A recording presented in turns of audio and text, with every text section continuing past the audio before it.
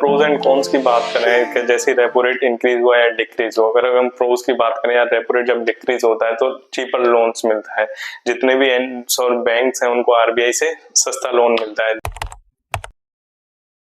Recently RBI governor Sanjay Malhotra ने इस साल तीसरा रेट कट अनाउंस किया है ऑन 6 जून 2025। अगर हम बात करें फाइनेंशियल 25 में ये लगातार दूसरा रेट कट देखने को मिला है। वहीं अगर हम बात करें जनवरी 2025 से ये लगातार तीसरा रेट कट देखने को मिला है। पहला रेट कट 7 फरवरी 2025 को गया था, जिसे घटाकर 6.25% कर दिया था फ्रॉम 6.50%। वहीं दूसरा रेट कट 9 अप्रैल 2025 को देखा गया, जिसे 6.25% से घटाकर 6.00% पर कर दिया था। वहीं हमें तीसरा रेट कट 6 जून 2025 को देखा गया है, जिसे 6.00% से घटाकर 5.50% कर दिया था। अभी हम बात करें तो करंटली हमारा रेपो रेट एट 5.5% है। रेपो रेट कट के अलावा आरबीआई गवर्नर ने सीआरआर यानी कैश रिजर्व रेशियो में भी कटौती की है, जो अभी करंट में सीआरआर है वो 3% हो गया है, जो कि पहले 4% था। सीआरआर यानी कैश रिजर्व रेशियो, अगर इसे एक एग्जांपल से समझते हैं, अगर 100 रुपए अगर किसी बैंक में किसी डिपॉजिटर ने जमा किए हैं तो उसमें से 3%, जो अभी करंट में सीआरआर 3%, उसमें से 3% पैसे निकाल के यानी आरबीआई के पास रखने होंगे। जो रेस्ट 97% है पैसे, 97 जो पैसे हैं उसे बैंक किसी लोन देने के लिए अपने यूज में ला सकती है। कैश रिजर्व रेशियो 3% मैंडेट करने का सबसे बड़ा main reason to maintain the liquidity between depositor और विड्रॉल के बीच में।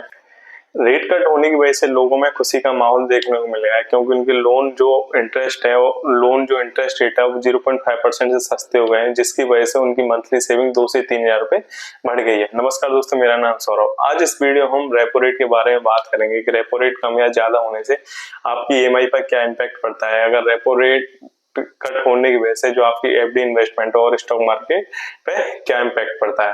ये वीडियो बहुत ही डिटेल वीडियो होने वाला है टू होल्ड और सीट प्रॉपर्ली। अगर आपको वीडियो पसंद आए चैनल को सब्सक्राइब एंड वीडियो को लाइक कीजिएगा।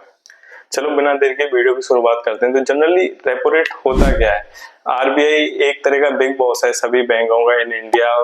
आरबीआई सभी बैंकों को रेगुलेट करता है। जब किसी भी कमर्शियल बैंक जैसे एचडीएफसी, आईसीआईसीआई या एक्सिस बैंक उन्हें पैसे की जरूरत पड़ती है तो आरबीआई के पास जाता है, तो आरबीआई बैंकों को पैसे देता है। आरबीआई जिस इंटरेस्ट रेट पर जितनी भी कमर्शियल बैंक है उन सभी को पैसे देता है, उसे हम रेपो रेट कहते हैं। या अगर हम सिंपल टर्म में बात करें, बैंक जिस इंटरेस्ट रेट पर आरबीआई से पैसे उधार लेते हैं उसे हम रेपो रेट करते हैं। अगर इसे एग्जांपल से समझें, अगर किसी बैंक ने 1000 करोड़ रुपए आरबीआई से उधार लिए, अगर करंट में रेपो रेट 5.5%, तो मतलब उसे 55 करोड़ रुपए हर साल आरबीआई को एज इंटरेस्ट देना पड़े। रेपो रेट कितना होगा ये कमेटी करती है, जिसे हम एमपीसी मॉनेटरी पॉलिसी कमेटी कहते हैं। इस कमेटी में 6 लोग होते हैं और जिसे आरबीआई गवर्नर द्वारा हेड किया जाता है। ये कमेटी हर 2 महीने में मिलती है और ये डिसाइड करती है कि रेपो रेट को बढ़ाना है, घटाना है या सेम रखना है। रेपो रेट को बढ़ाने या घटाने से पहले आरबीआई कुछ चीजें कंसीडर करती है, जिसमें पहला है इन्फ्लेशन।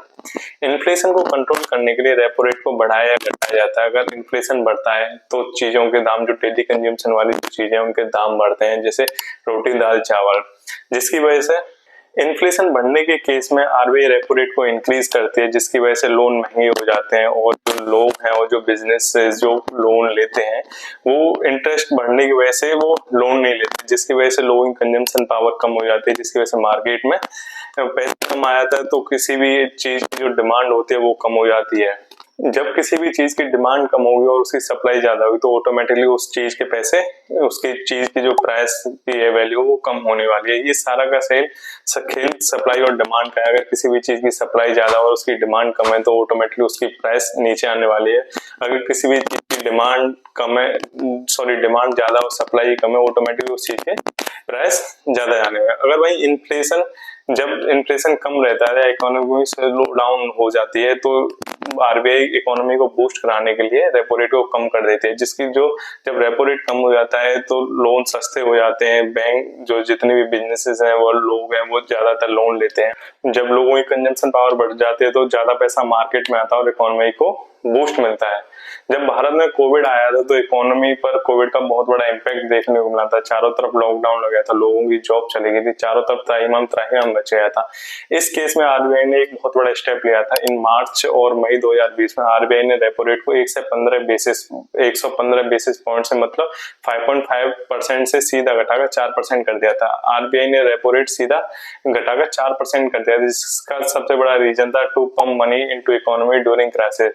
जब रेपो रेट 4% कर दिया था, लोगों की लोन लेने की जो कैपेबिलिटी कम ज्यादा हो गई, लोन सस्ते मिलने लगे, जिसकी वजह से लोग ज्यादा लोन ले रहे थे। ज्यादा लोन लेने की वजह से लोग स्पेंड भी ज्यादा कर रहे to by the things.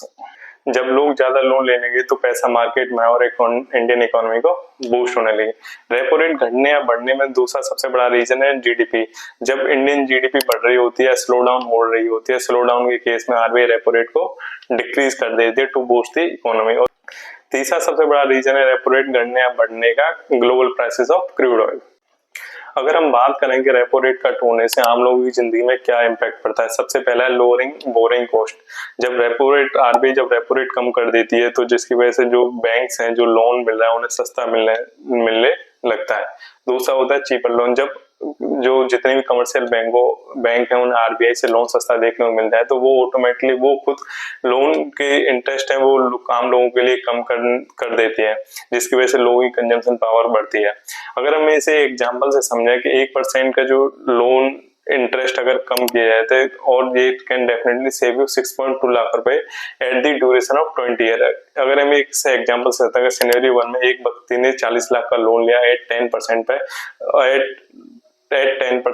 For 20 year, तो इस केस में उसकी मंथली ईएमआई 38.6 हजार आएगी और उसे टोटल 52.64 लाख इंटरेस्ट देना हो अपार्ट फ्रॉम योर प्रिंसिपल। वहीं अगर हम सिनेरियो 2 की बात करें, वहीं किसी व्यक्ति ने 40 लाख का लोन लिया है 9% पे फॉर 20 ईयर, तो इस केस में उसकी मंथली ईएमआई 35.9 थाउजेंड आएगी और उसे 46.37 लाख एज अ इंटरेस्ट देना होगा अपार्ट फ्रॉम प्रिंसिपल। तो 1% का जो इंटरेस्ट डिफरेंस है अप्रोक्सीमेट आपके 6.2 लाख बचा सकता है एट पीरियड ऑफ 20 ईयर। अगर इमेजिन जो ये आपका जो होम लोन है वो 20 साल के से ना होगा, वो 25 साल या 30 साल हो, तो आप कितना पैसा सेव कर सकते हो जो 1% के इंटरेस्ट का डिफरेंस आने पे। जो आम लोगों की जिंदगी में लाता है इंक्रीजिंग परचेसिंग पावर। जब लोन इंटरेस्ट रेट कम होता है लोग लोन लेते हैं क्योंकि वो लोअर ईएमआई को अफोर्ड कर सकते हैं, तो जिसकी वजह से ज्यादा पैसे मार्केट में आ सकते हैं, जिससे कंजम्पशन पावर बढ़ती है, जिसकी वजह से इंडियन इकोनॉमी को बूस्ट मिलता है। अगर हम बात करें आपके जो रेपो रेट कम होने से या बढ़ने से आपकी जो एफडी इन्वेस्टमेंट है और जो आपके स्टॉक मार्केट वो कैसे बिहेव करता है। रेट कट होने से या बढ़ने से आपकी एफडी इंटरेस्ट डायरेक्टली कोरिलेट होती है या डायरेक्टली इम्पैक्ट होती है कि जैसे जैसे रेट कट बढ़ेंगे या घटेंगे आपके एफडी के इंटरेस्ट रेट भी घटे। जैसे ही आरबीआई ने अप्रैल 25 में रेपो रेट को 25 बीपीएस से कम किया था तो बैंक ने भी अपने एफडी इंटरेस्ट को भी कम कर दिया था। अगर जैसे एग्जांपल ले लें तो एसबीआई बैंक ने अपने इंटरेस्ट रेट को 6.60% कर दिया था फ्रॉम 6.80%। वहीं एचडीएफसी ने अपने इंटरेस्ट रेट को 6.75% कर दिया था फ्रॉम 7.00%। अब हम स्टॉक मार्केट की बात करें तो जो इंटरेस्ट रेट है और स्टॉक मार्केट्स हैं वो inversely proportional to each other करते हैं। जैसे अगर रेपो रेट घटता है या बढ़ता है तो विद इमीडिएट इफेक्ट में स्टॉक मार्केट रिएक्ट करती है। अगर हम बात करें आज के केस में रेपो रेट को 5.50% कर दिया था फ्रॉम 6%, तो इस केस में हमारा रेपो रेट कम हुआ था तो स्टॉक मार्केट बढ़ी थी। अगर जब वही रेपो रेट अगर इंक्रीज कर दिया तो वो स्टॉक मार्केट के लिए अच्छा साइन नहीं होता, जिसकी वजह से विद इमीडिएट इफेक्ट आता है और स्टॉक मार्केट कुछ ना कुछ 0.5% लेके 2.5% तक 0.25% लेके 0.5% तक नेगेटिव रिएक्ट कर सकती है।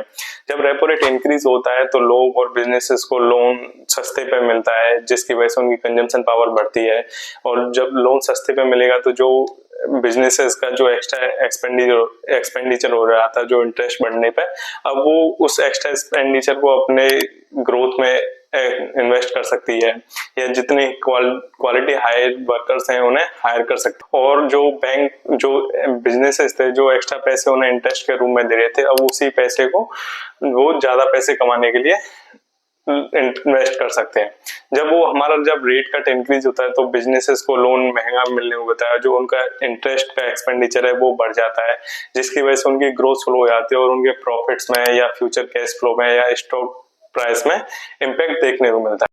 अगर हम प्रोज एंड कॉन्स की बात करें कि जैसे रेपो रेट इंक्रीज हुआ या डिक्रीज हुआ, अगर हम प्रोज की बात करें या रेपो रेट जब डिक्रीज होता है तो चीपर लोन्स मिलता है, जितने भी बैंक्स हैं उनको आरबीआई से सस्ता लोन मिलता है, जिसकी वजह से वो लोग जितने भी कॉमन लोग हैं उनके लिए सस्ता लोन आता है, कंजम्पशन पावर उनकी बढ़ जाती है, जिसकी वजह से हमारी इंडियन इकोनॉमी को बूस्ट मिलता है।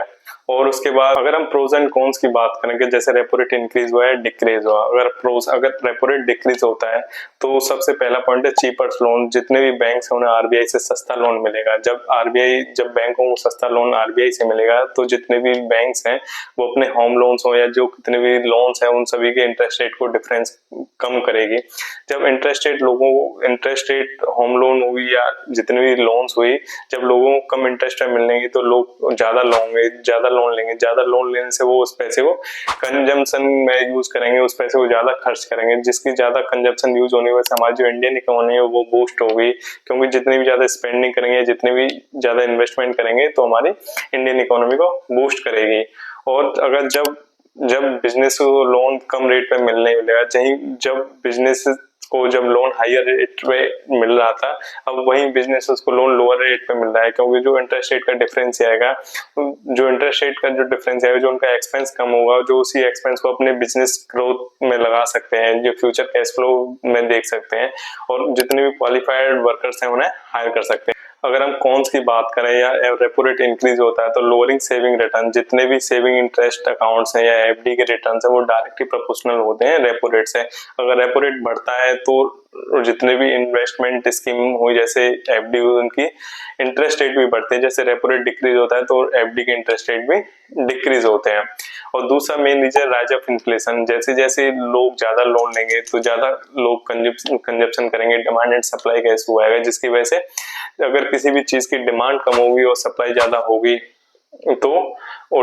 तो चीजों के प्राइस कम आएंगे, वहीं किसी भी चीज की डिमांड ज्यादा और सप्लाई कम है तो इन्फ्लेशन की सिचुएशन देखने को मिलेगी। तीसरा मेन रीजन है रुपी वीकनेस, जब हमारे इन्फ्लेशन बढ़ेगा तो हमारे रुपया भी डॉलर के मुकाबले कमजोर होगा, जितने भी हम इंपोर्ट्स कराते हैं, क्रूड ऑयल हुए, गैजेट्स हुए, कुछ भी इलेक्ट्रॉनिक आइटम्स बहुत विदेशों से, वो हमें महंगा पड़ेगा। एट लास्ट में RBI repo rate decrease economy को बूस्ट कराने के लिए लेता है, मार्केट्स में नई नई अपॉर्चुनिटी क्रिएट हो, लोग एफडी से निकलकर इक्विटीज में इन्वेस्ट करें। वहीं आरबीआई रेपो रेट इन्फ्लेशन को कम करने के लिए इंक्रीज करता है, जो हमारा रुपया डॉलर के मुकाबले कमजोर था वो कमजोर ही ना है।